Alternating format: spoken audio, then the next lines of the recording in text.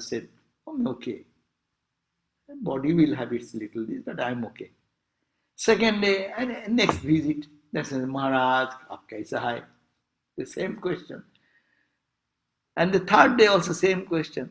And then third day, Hari Maharaj replied, मैं जिसको भूलने मांगता है और वो आपको आप याद कर देती. I want to forget that I'm not the body. I'm not the body. I want to do that. And you are coming very sweetly saying, Maharaj, kaisa hai? And you are talking about my body again. I want to forget. And you are reminding me of the body. So what type of help is this? That means they have their fulfillment is there. You need not have to. We feel gratified if someone inquires, how are you? I see you like that. And we feel sympathized. But because we feel some emptiness, that few sweet words may give me little satisfaction. But the people of holiness will not entertain because they are already full. So they say emptiness, out of it comes the voidness. The culmination of this thirst for enjoyment is suffering and the vain attempt to fulfill the endless unsatisfied desires takes us one day into the lap of death. This is the natural fate of every human being. Because of the holy company, two valuable gems are available. See, two things are available. What is one? Contentment with whatever comes and satisfaction. Very beautiful word. If holy company, they say, okay, do I need it?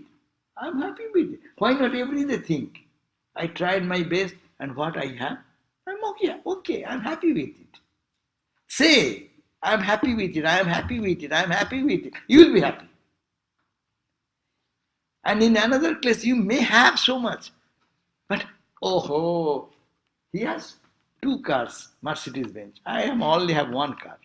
Huh? The same, I am having one Mercedes Benz, and that can give me enormous joy. But I'm thinking, he has two, so I should have two. And I'm not having two, so I am making my joy putting down.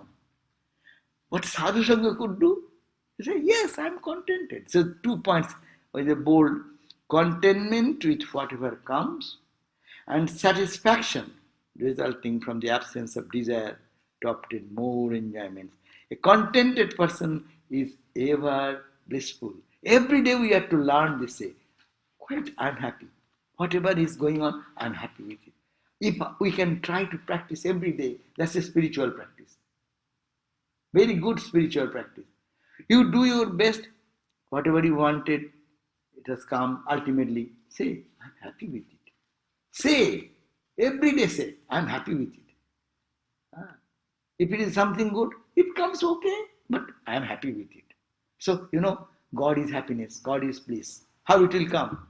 Unless we every day try to teach the mind of that happiness, or every day I can make the mind disturb. No, I am not happy. I should have this, I should have that, I should have that.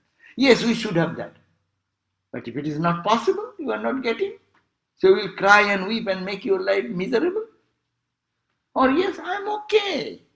Say and teach the mind, training of the mind. That is Vedanta. So it will come only from the life of holy people, because they live in that life, they radiate that light, and they try to remind us also of this philosophy. Now the 9th verse. When they see a humble, dedicated disciple, the Gyanis out of their compassion bestows their instruction. When a real sincere student comes and wants really seeking for some shelter, the holy people, they are full of compassion. They give us the feeling of fearlessness, and they showed us the path. So this is the important verse, that when they see a humble, dedicated disciple, see if someone is really seeking for truth, is in the turmoil of life's miseries and suffering. No. These holy people, their hearts are so pure and soft that they, out of compassion, they give them their greatest gift. What is that?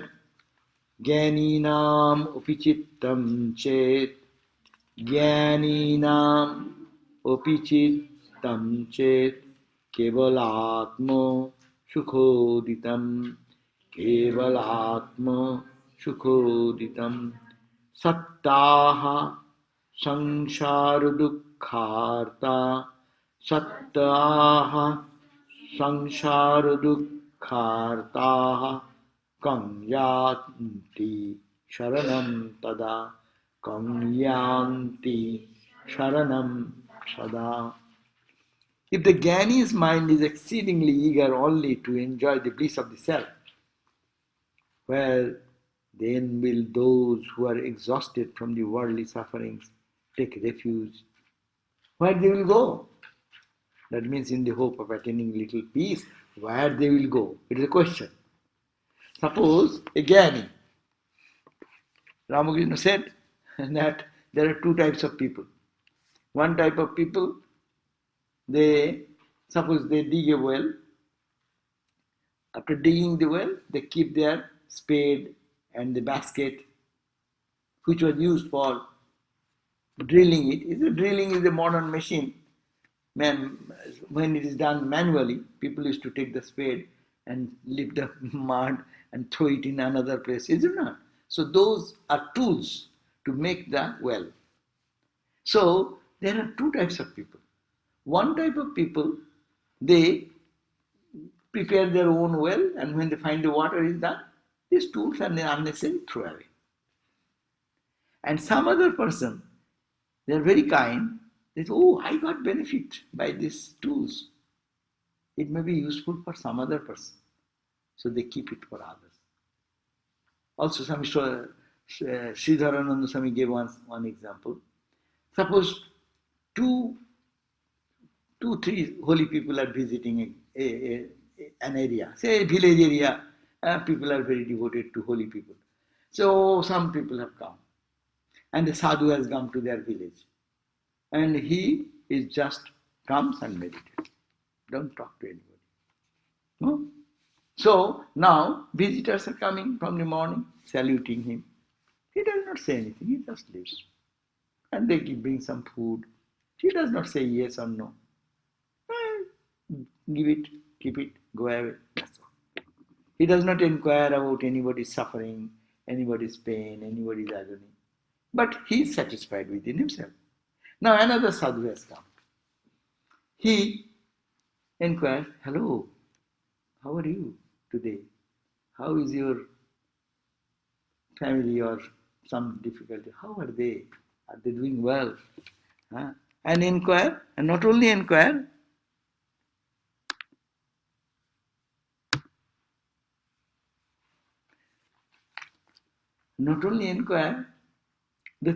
he inquires about that and how people will feel comparison to that other holy man. If you go and you say, hello, how are you? Are you okay? Just a little conversation, no? And then more people will be attracted to this. They are all holy people, but tendency-wise, one is non-reactive, calm within, satisfied within. Another is little of giving nature. They are coming with so much suffering. To inquire about their good and everything. And then third person comes. He is a holy man. He is also a holy man. He hears someone suffering and out of his own love goes to that person. Even he cannot come. One day he could not come. He goes and inquires about him and brings the message of peace in their home. Out of the three people, whom will you love more? No? All are holy people. So here it is saying that if the holy people, after realizing their holiness, if they become only silent and stay there, the society does not get benefit. So Swami Vivekananda, that's why he started this Ramakrishna mission, these Vedanta societies. Traditional monks were there.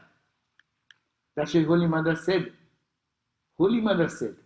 hey, after passing away Ramakrishna, when these young boys, 16 disciples, they have no home, they are beggars, door to door. He said, "Oh Sri Ramakrishna, oh Lord, you came for the redemption of the world. Did you come? I cannot bear this sin of my children roaming from door to door for a few grain of morsel of food. Did you come for that? Only? Or let there be a mart." Ramakrishna said, let there be a place where you will all gather together. Huh? And then you will be living the spiritual life. And the devotees, the language, who are burning in pain and suffering will come and soothe their life. That is the Ramakrishna mission. If there's nothing wrong that you remain absorbed in your samadhi. That's okay. That's one style. Vivekananda, you could remain in samadhi all the time. Brahmananda could remain always in that samadhi. But they preferred to come down from that level, giving peace and joy to this scorching soul of the world.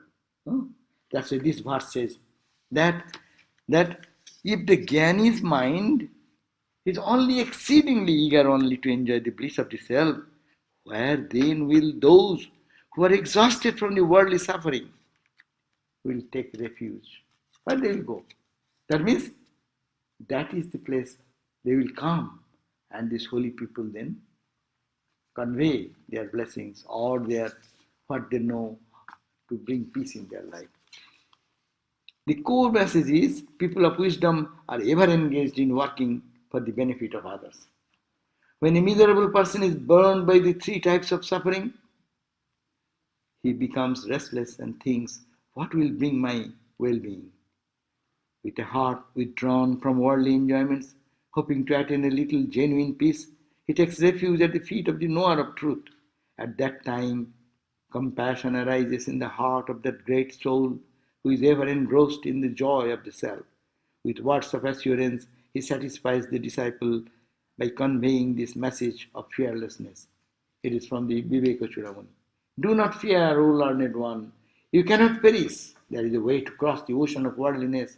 I shall teach you about that very eternal path, following which the seekers of truth have crossed the ocean of samsara. Just like the spring, it is the very nature of the enlightened ones to act for the good of others. After they themselves crossed the worldly delusions, they guided others in the same path leading to liberation. It is as if an auspicious duty for them. Acharya Shankara said, when the student who is competent and honest approaches the spiritual teacher in a proper and humble manner, it is the responsibility of the teacher to rescue him from the ocean of ignorance. Look at that Ramakrishna. Ramakrishna came. He was in samadhi all the time. But he is praying to Mother, oh Ma, don't make me intoxicated in samadhi. Huh? I want to live with bhakta, devotees, and bhakti and bhakta, devotion, and the devotees and the devotion. I want to live in that. Their compassion. Buddha born again and again. That's called the Bodhisattva. Bodhisattva state. They come back. They have liberated themselves, but come back for the good of humanity, seeing the suffering of life. No, Swami Vivekananda said, I shall be born again and again to remove the suffering of the humanity. As I just quoted before, I shall cast this body off like an old worn out garment. I shall cast this until the world shall know that it is one with God. I shall cast this body off. I shall not cease to work. I shall cast this body off. But in the subtle body, I will be still working until the whole world knows that I am Atman. What a great, how long he will be waiting for us then. And I shall inspire men everywhere. That is the mission. They have realized so. Then again, Swami Vivekananda encouraged all the Ramakrishna disciples. Ramakrishna also said that, what is your goal of life? Ramakrishna said, Vivekananda said, I will eat little something and go to Samadhi. And after I come down, again eat something and go to Samadhi. Ramakrishna, what a great desire, no? But Ramakrishna said, I thought that you are much better, greater than this. You are thinking that you will be for your own Samadhi, own joy, and then live. You will be like a great banyan tree. And that is Ramakrishna's word. It will be like a great banyan tree, under which this banyan tree, we are cutting every time. But if you don't allow it, is a big banyan tree, no? And in this big banyan tree, the people who are scorched in the turmoils of life, burned into the difficulties of life, will come and take shelter. Vivekananda will give shelter to the scorching souls of the world. That is the mission. And Ramakrishna scolded his disciple Vivekananda for asking for Samadhi, constant Samadhi. That is the nature of the highest holy people. Because when you tune yourself to a higher level, you feel connected with everyone. Everyone's suffering becomes your suffering. Everyone's joy becomes your joy. So that is the point, is that even such serious student who is in trouble and turmoil in life, when he feels that everything is shunnam, they get a holy company, then a desire comes in their mind to get out of this bondage. And these are the holy people who then gives them direction. That is the Guru's work. So when one comes out of the fear of death, they are coming out of the fear to be born again also. When people conquer the fear of death, they also conquer automatically the fear of to be born again. Because we are always scared, I don't want to be born again. This means I by default have the fear of death. So Swamiji and his Brahmagyanis, they say that we want to be born again. This means they have conquered the fear of death also. It's the sign that. Yeah.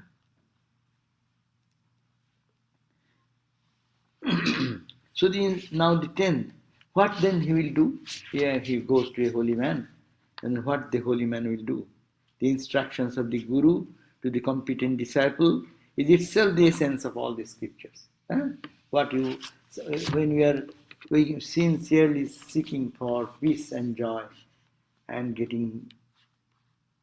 going to a holy man, if that holy man sees us, what they will say? Say, Tajjnanam shacha shastrarthaha, Tajjnanam shacha shastrartha, Tadvijnanam akhanditam, Tadvijnanam akhanditam, Sat Shishaya Viraktaya, Sat Shishaya Viraktaya, Sadhu Jadupadishyate, Sadhu Jadupadishyate. O dutiful one, the instructions which the Guru confers on the worthy student who is endowed with dispassion, which is surely the true knowledge, is verily the sole meaning of the scriptures and the uninterrupted experience of knowledge.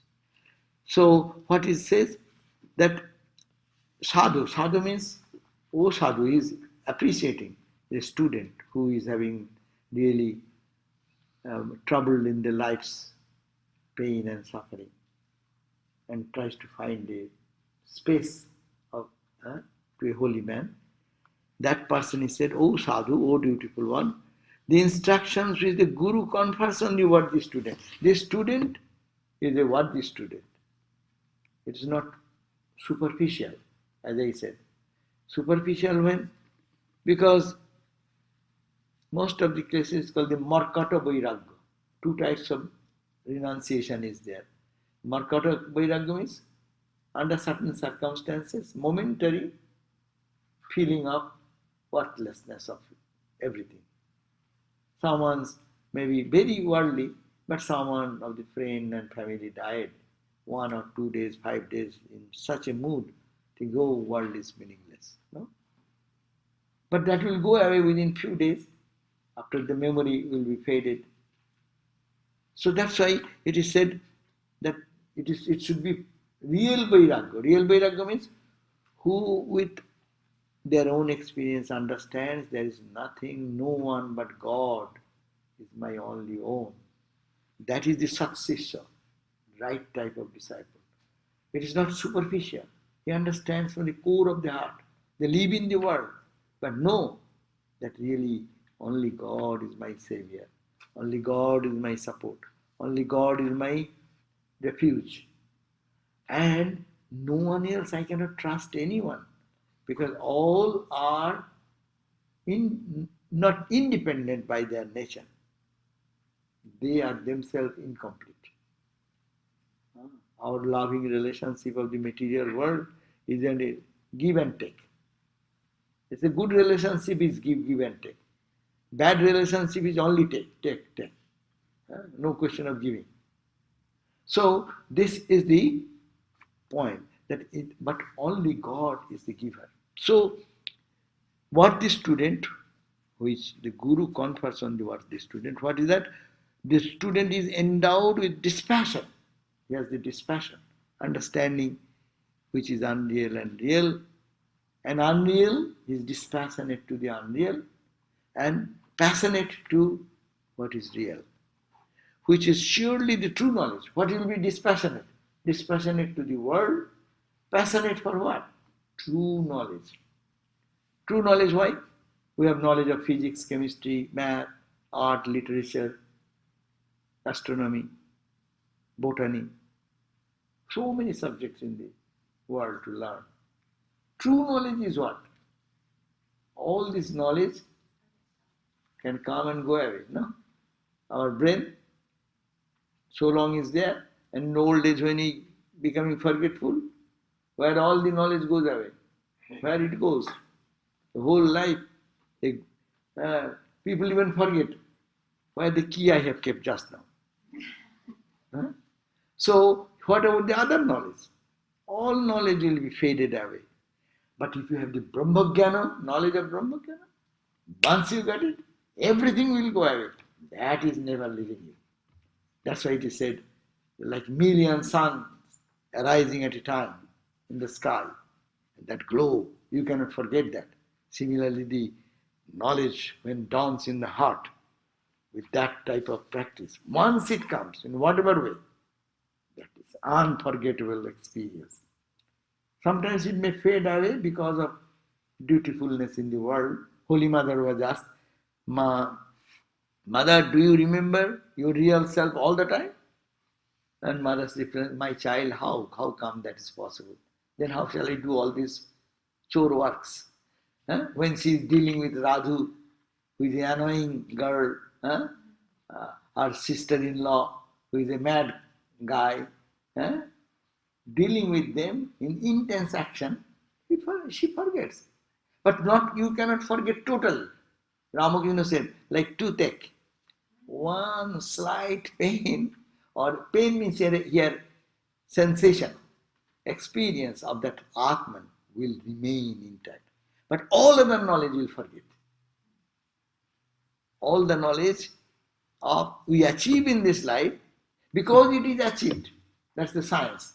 What you achieve by effort, it will go in time. Achieve in time, it will be destroyed in time. But what is you, that will never be gone, never will come.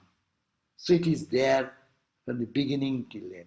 It is, and that is you and you and you. That the Atman. So this is the difference between real knowledge or true knowledge, which is surely the true knowledge, is verily the sole meaning of the scriptures. That is the whole scripture say, the true knowledge. That's why para vidya supreme knowledge, and apara-vidya, secular knowledge. Our scriptures, Vedanta, has divided the knowledge into two parts. One is the knowledge of the secular world. All this science technology which we are dealing with, it is secular knowledge. It depends on eyes, instruments, and it changes. See, all the faith and belief of today's scientists are much different from 10 years before it was. It's a revolutionary change has come. And again, what is today, you go forward another 5-10 years, it will be unbelievably different. So, this knowledge is called not the true knowledge, but is heading towards the true knowledge, that's okay. But it cannot be said to be true knowledge. True knowledge is that it is true yesterday, true today, true in future. It was in thousands of years before, it was true. After millions of years, it will remain the same, true. So, unchanging. It will be true for you, me, here. It will be true for someone in Africa. It will be true for Russia, true for Germany, anywhere in the world. It will be true and true and true. So, that is the true knowledge, and that is the teaching of the scriptures and the uninterrupted experience of knowledge. The instruction Guru will give, what Guru will give the instruction, and what the scriptures are talking of the true knowledge and the uninterrupted experiences of knowledge, what they have experienced. So note says, only those instructions of the Guru becomes fruitful, which are given to the student who is dispassionate. That is the student's quality. If the student is not dispassionate and yearning for liberation, it's called bhasse ghee dhala. Bhasma means when the fire is died out, you put some ghee, clarified buttermilk. What will happen? It will no flame. When the fire is there, you put ghee, it will be inflamed. The knowledge will be inflamed. But when the yearning, I have no yearning for God, and you talk God, they will just run away from you. This man is taking away our useful time, like talking about bomb, bomb, bomb, bomb, bomb, bomb, bomb all the time. No. But who have some element, they say, my God, what a gem, what a special opportunity. It depends on this year, whose heart is ready.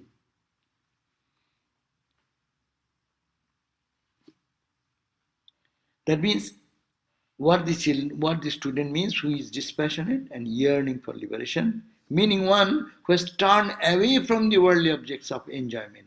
With God's grace and due to the practice of austerities and the like, the desire for liberation awakens in one's mind. And he has given another example from another scripture. If at any time one performs austerities with a pure heart, such as Puruscharana and other chanting of the meaning like Gayatri and so forth, with forbearance, sitting on the bank of Ganga or any other auspicious place, that virtue matures and generates the desire for liberation in the mind of a true seeker. When you do austerity, when you fast, it is meaningless. Your fasting is meaningless. Your austerity is meaningless if it does not generate in you this dispassion for the world and love for God. If it does not, that is useless. You are becoming, doing austerity, you will get great power. And you can mesmerize many people to make you an avatar. For those who find even this hard to perform, the scriptures have prescribed much easier means and attain liberation. What is that? The desire for liberation arises certainly in one if with love and devotion he serves the holy man with food, drink and the like, or associated with those who are endowed with the wisdom of renunciation. You go to a holy person and serve in such a way that he feels compassionate to you and bestows his wisdom and knowledge. In tradition, early days, the disciples used to carry the firewood in their head and prostrate before the Guru and said, please give me your wisdom and knowledge. So that is the way to be And Gita says, pranipatena, by saluting, respect, reverential salutation, pranipat, pariprasnena, by putting some spiritual question, and by service. Why he will respond to your questions? If you have nothing to know, you know everything. So why your guru will say anything to you? So why he will say, unless you draw his sympathy, you make him angry, what he will say? He will not say anything. Or he will be indifferent to you.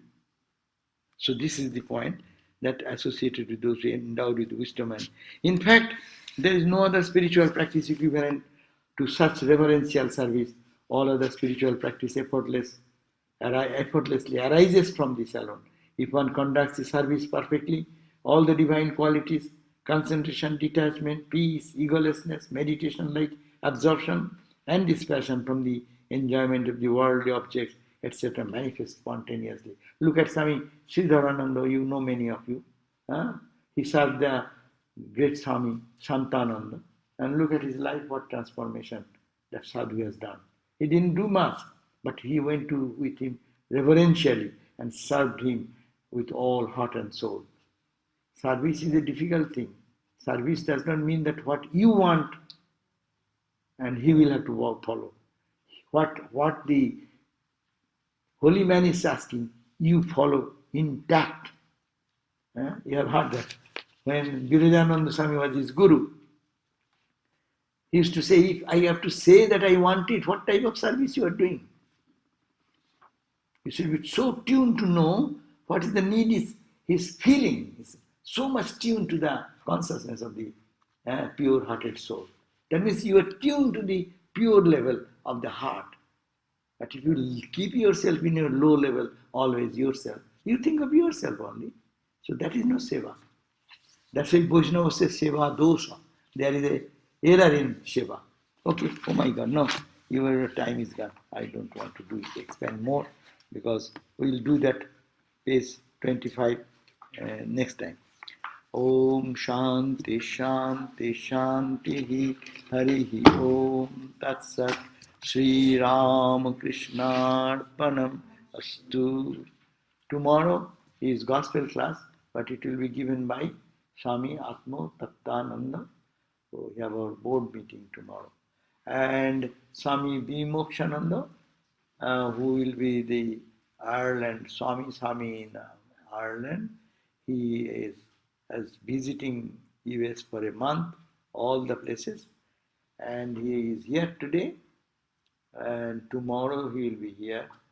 Day after tomorrow, he goes to Trabuco, and from Trabuco to San Diego, and visiting San Diego. There will be one talk in San Diego. And then he goes back to Santa Barbara on Saturday afternoon to give a talk. And then Sunday he comes back. Saturday he comes back night to give a talk on Sunday morning. And Monday he leaves this place. So please see that if you can come, or your friends you can invite for the talk of Swami. What is the name? Vimokshananda in Dublin. Okay, thank you.